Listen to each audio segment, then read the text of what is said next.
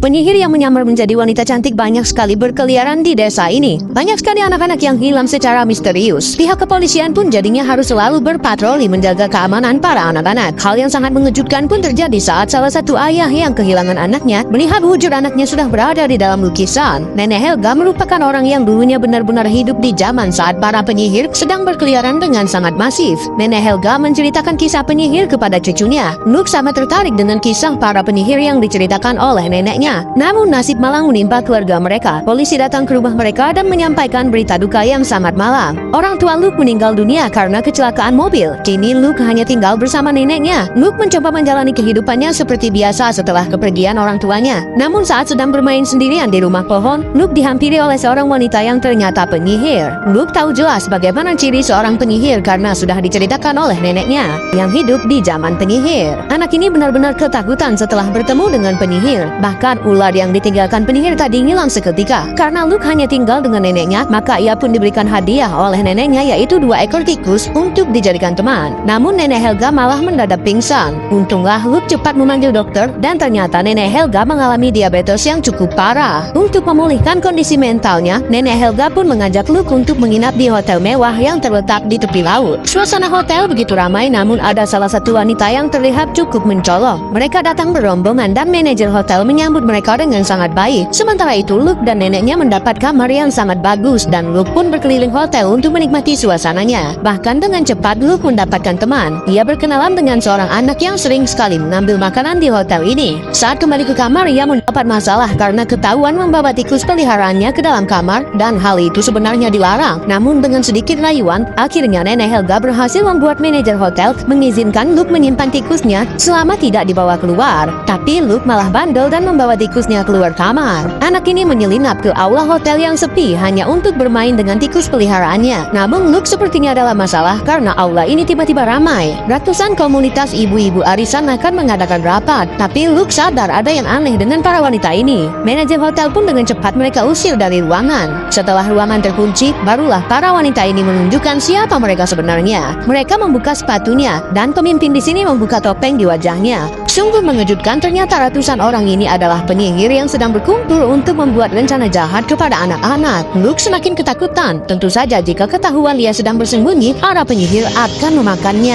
Para penyihir ini ternyata sedang merencanakan untuk memusnahkan semua anak-anak yang ada di negara ini dengan berpura-pura memberikan coklat gratis kepada anak-anak. Tapi coklat itu sudah dicampur dengan ramuan yang bisa merubah para anak-anak menjadi seekor tikus. Pemimpin pun mengatakan bahwa ia sudah mempunyai satu target untuk dijadikan bahan percobaan. Ia sudah menjanjikan 6 batang coklat kepada salah satu anak di hotel ini dan anak itu pun akan masuk ke ruangan ini. Para penyihir bersembunyi di balik topeng wanita cantik. Mereka semua sedang merencanakan sesuatu yang sangat jahat. Para anak-anak akan mereka jebak dan diubah menjadi tikus. Bahkan hari ini mereka sudah punya satu target sebagai bahan percobaan. Penyihir agung sudah berjanji akan memberikan 6 batang coklat kepada seorang anak. Dan saat anak itu datang ke ruangan mereka, para penyihir ini langsung kembali menggunakan topengnya. Anak bernama Bowo yang sangat polos datang untuk menagih coklat yang dijanjikan oleh wanita yang sebenarnya penyihir agung ini. Tapi Wowo tidak tahu bahwa coklat yang diberikan kepadanya sudah dicampur ramuan yang bisa mengubah manusia menjadi tikus. Tak butuh waktu lama, Bowo pun langsung merasakan keanehan di dalam tubuhnya dan seketika anak polos yang dijebak para penyihir ini berubah menjadi tikus. Para penyihir ini sangat senang dengan keberhasilan ramuan yang mereka buat dan akan menyebarkan ramuan itu ke semua anak di negara ini mulai besok. Tapi saat akan bubar, salah satu penyihir mencium aroma seorang anak-anak di ruangan ini.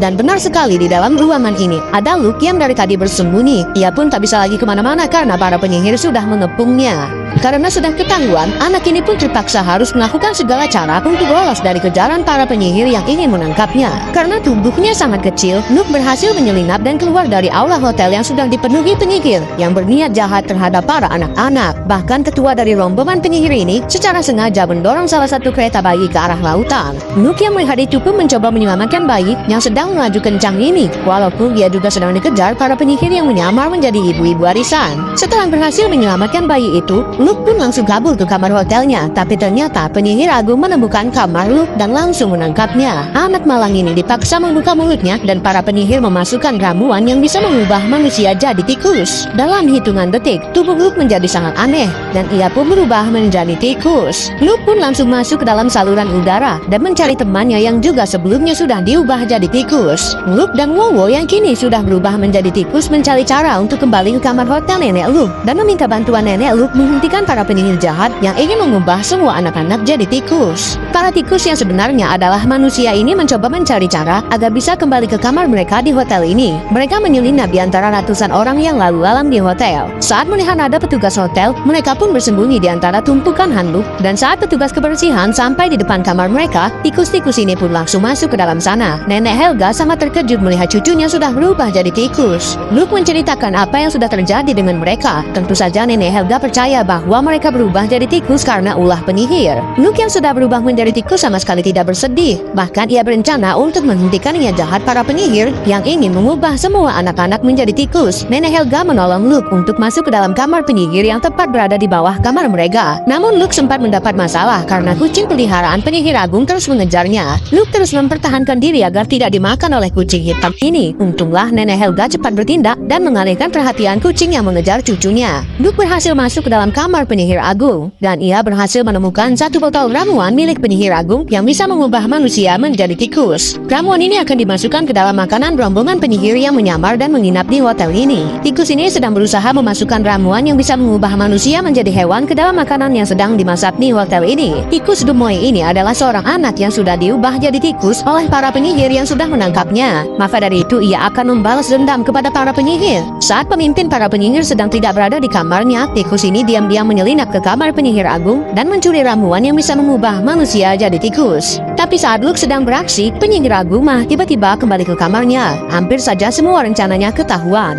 Untunglah ada penyihir lain datang dan pintu kamar terbuka. Luke langsung keluar membawa ramuan itu dan kembali ke kamar neneknya. Mereka pun harus mencari cara untuk memasukkan Luke ke dalam dapur hotel. Nenek Helga memasukkan Luke ke dalam tasnya dan ia pun berpura-pura salah masuk ruangan. Nenek Helga masuk ke dalam dapur hotel dan cepat-cepat mengeluarkan Luke dari dalam tasnya. Kini Luke sudah berhasil masuk ke dalam dapur dan ia harus mencari cara untuk memasukkan ramuan itu ke dalam makanan yang sedang dimasak untuk rombongan para penyihir ini. Setelah berkeliling cukup lama, tikus ini pun menemukan makanan yang sedang dimasak untuk para penyihir. Dengan ekornya ia membawa ramuan itu dan Luke berusaha memasukkan ramuan yang bisa mengubah para penyihir menjadi tikus sepertinya. Untunglah ia berhasil memasukkan ramuan itu dengan aman. Sup itu pun akhirnya disajikan ke piring para penyihir yang sedang menyamar ini. Dengan sangat lahap mereka memakan sup yang sudah dicampur oleh ramuan buatan mereka sendiri untuk berbuat jahat kepada anak-anak. Tak butuh waktu lama para penyihir yang jahat ini terkena racun mereka sendiri. Seketika situasi hotel menjadi sangat chaos karena hotel ini menjadi banyak sekali tikus yang berkeliaran.